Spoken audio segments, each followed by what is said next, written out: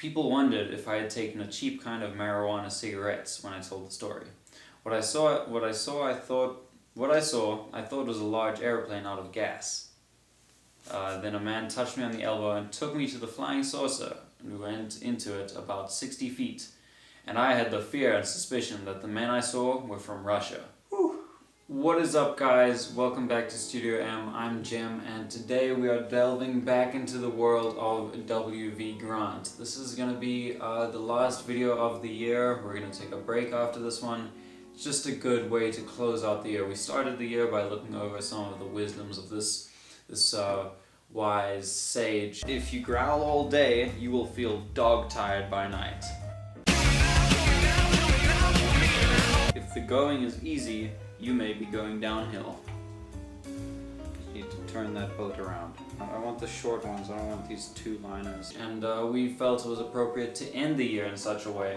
He is the critically acclaimed author of such books as Flying Saucers, Identified, I Saw the Antichrist in America, When Prayer Fails, The Great Dictator Whose Number is 666. A great thinker, genius is never understood in his time. But I'll just read you one of my favorite excerpts. Is that how you say it? Excerpts? Yes.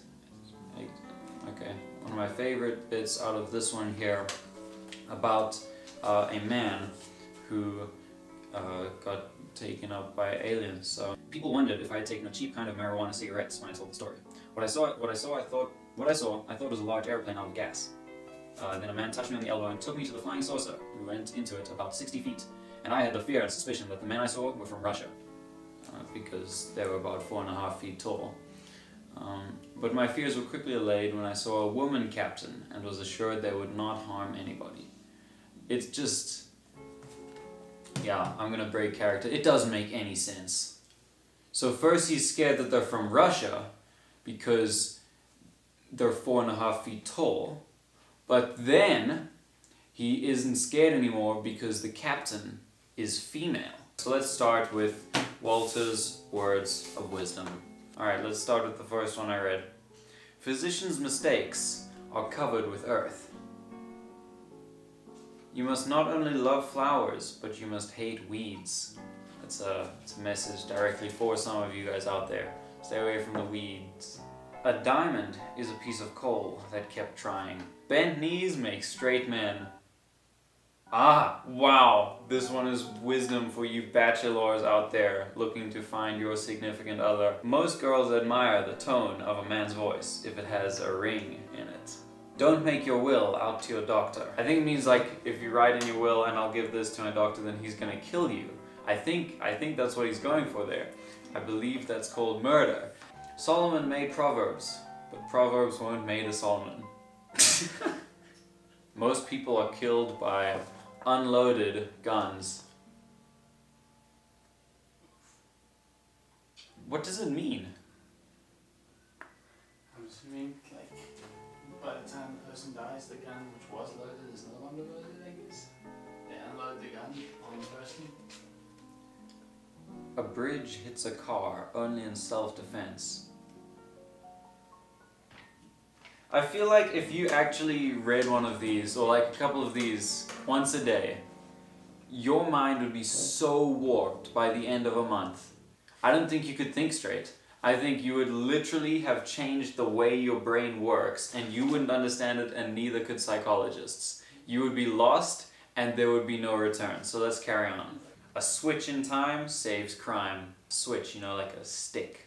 If you whip a boy when he is young, he will not steal stuff. Don't take the sign, drink Canada dry, literally. What it means?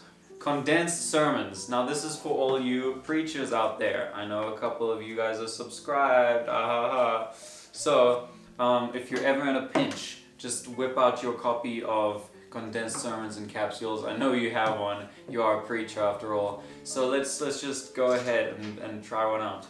If your boss is so dumb, how come he ever hired you?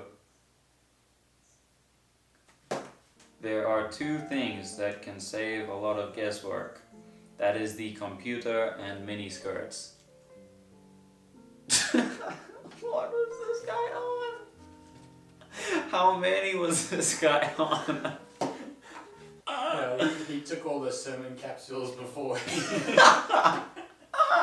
What is the human race? It is a woman chasing a man. Bazinga. Don't dwell on sad news. That's the whole thing. That's it. Bible says there's a time to mourn. Okay. There is no harder work than that of killing time.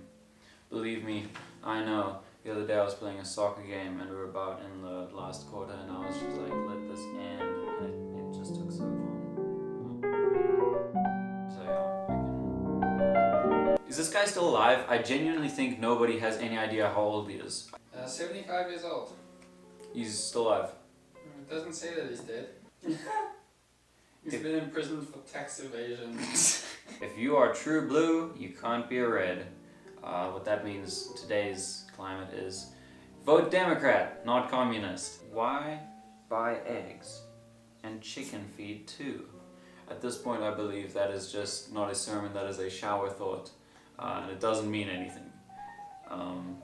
Why buy eggs and chicken feed too? Jonah had a whale of a time. Now that's just a joke. That's not a sermon.